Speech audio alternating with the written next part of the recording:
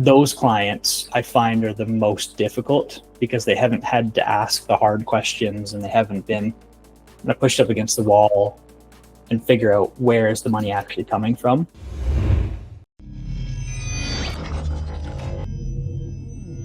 I think this is more of an issue with clients that are in that like SMB size range, like the small businesses that are barely able to cover the cost of advertising.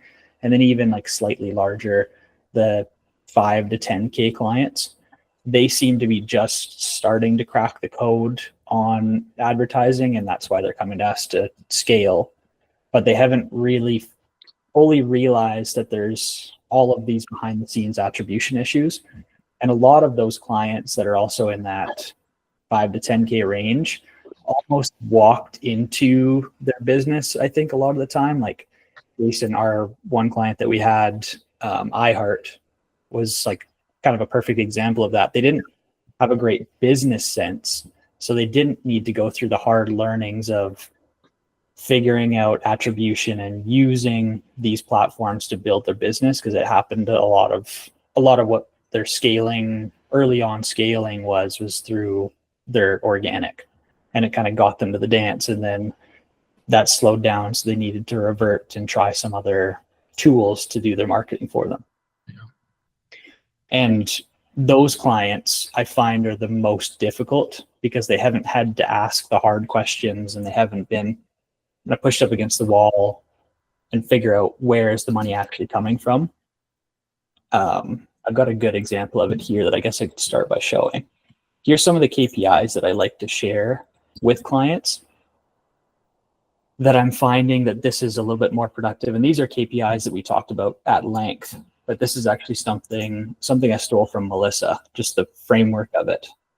But tracking MER specifically with this doc, and then also new customers versus nCAC, and then we could probably even add total purchases and cost of acquiring a purchase. But for this business, kind of the highlight here is how ridiculous their MER is. This is one of those businesses that I think fell into this, I don't know, amazing niche and was able to capitalize on it without having to spend crazy amounts of money. You can see, like, in some cases, some weeks we've got 135 MER, which seems like it's not even real. It's silly, but look at the low end of it. It's still silly. Yeah, like it's crazy. It's like this was the worst week we've ever had with them. What company is this? This is a men's like LGBTQ clothing brand. So it's like a super strong niche audience that just loves the products. They've just stumbled into this crazy market. And obviously their products back it and everything, and they've got a 75% returning customer rate. And yeah, it's just one of the easiest businesses we've ever been able to work with. But it just kind of highlights the fact that we've gone through so many struggles with these guys because they have this benchmark where they want to be seeing significant increases to their revenue year over year. And we've had to, this has kind of been a bit of a case study just for us to do some learnings on and figure out, okay, maybe that on-platform number doesn't justify the actual representation of how much this platform is doing for them. We were getting 30s to 40 ROAS numbers on Facebook and on Google for a while. And it seemed like we were bringing in so much money and we were contributing so much to the business. And then once you start to look a little bit behind the curtain, you say, okay, but email is also telling us that they're making 3/4 the business. And then Facebook's telling us it's making half the business. And Google's telling us it's making whatever, 2/3. Yeah. How do we actually justify? Basically. Yeah. That's awesome. Which is, it's an awesome problem to have because they're able to do these, find these learnings out without having to completely crater the business. They're still making a ton of money. And we actually had the opportunity with these guys to completely pause ads in, I think it was June. We just turned off everything for a month just to see what would happen. And there was some fluctuations, and we did see a dip in revenue, but not the loss of 100K of what Facebook was telling us, kind of thing.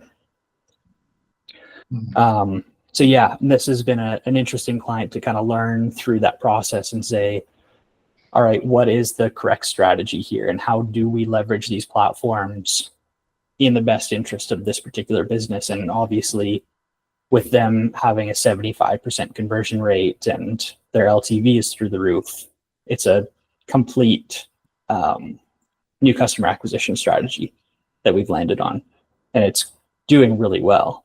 Yeah, go ahead, Valentina. Wait, I want to know more about what happened when you turned everything off and you proved what? Sorry? What happened when you turned Google Ads and Meta off? Yeah, let me open up their ad account so we can see. Do Shopify too. To give a little bit more context there, Facebook was telling us it was generating roughly 100K a month, and we turned ads off, and they barely saw a fluctuation to that. Wow. Let me pull this open.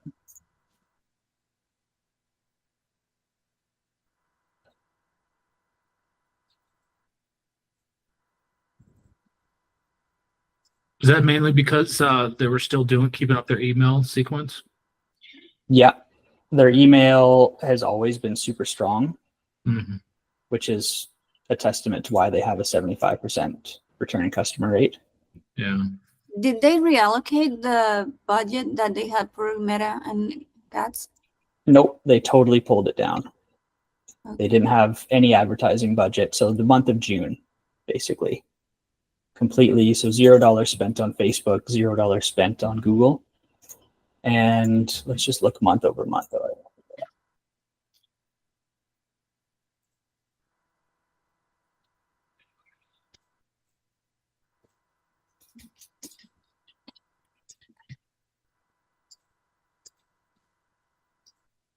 So they did see a bit of a dip, but there was also, I think they ran like a little bit of a sale. So it wasn't like apples to apples comparison. It would have been nice if they had a steady evergreen period that we could compare month over month to.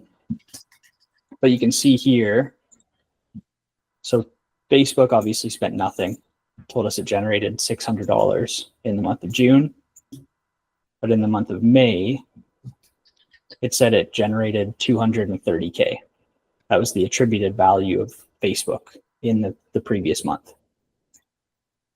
Turning off ads, we did not see that reflected in the revenue.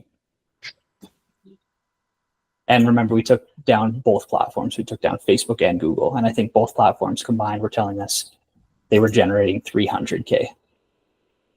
And the business didn't fluctuate that dramatically.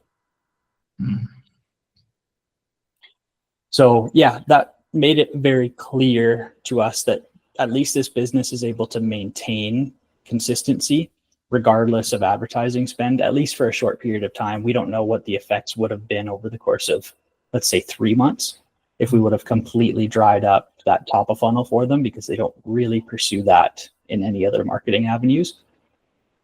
But it gave us the chance to reconsider our strategy and start introducing this new customer acquisition strategy, which is where a lot of these metrics come into play, where we're looking primarily at MER now. So I was able to show the client, and it was like a positive conversation in this instance, which it typically isn't. We were able to say, okay, this obviously is incredibly inaccurate. We're not getting a 20 ROAS just from Facebook alone.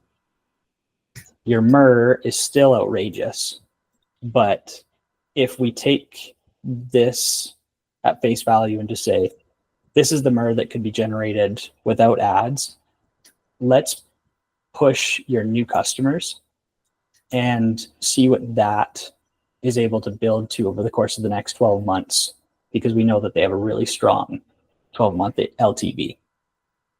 So I think these are the types of conversations to have with clients about figuring out what their LTV is and if they can withstand a strategy that would increase their new customer cost of acquisition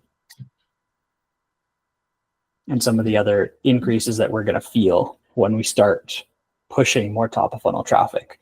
Conversion rate's likely going to go down as well because we're sending so much fresh traffic to the site. So little things like that, the client needs to be prepared for in advance. But I'm finding that this strategy not only works in this case, but for the majority of our clients, this is the route that I'm going down lately, is new customer acquisition on Meta.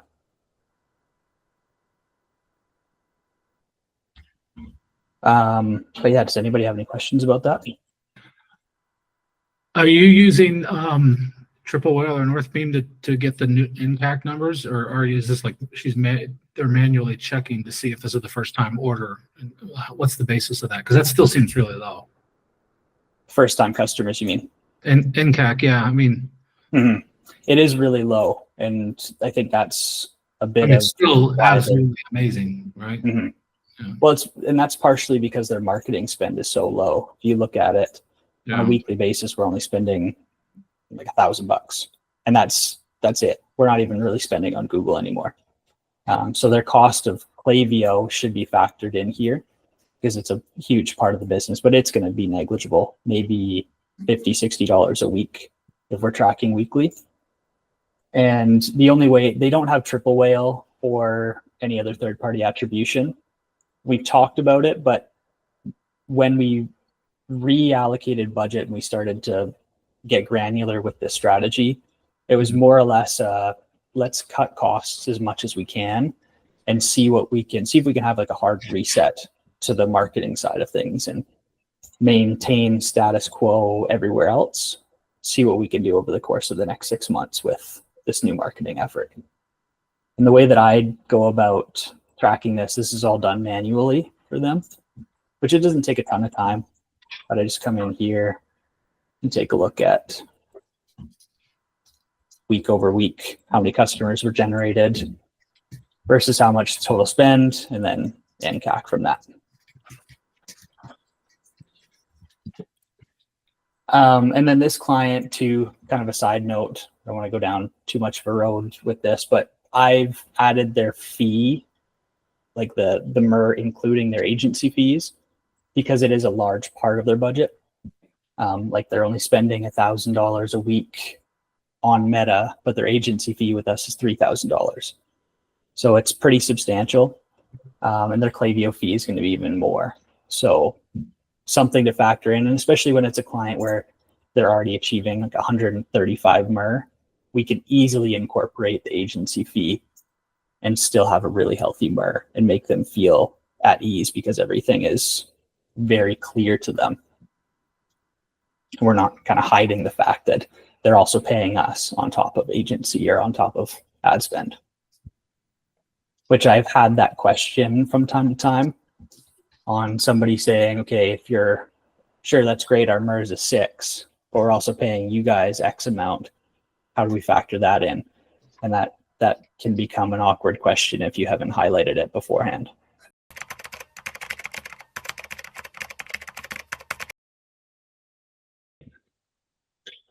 All right, this brand is, again, pretty similar to the other two that we talked about. It's a men's luxury clothing brand, essentially. So again, really high ticket products, but a little bit different, catered towards men in this instance.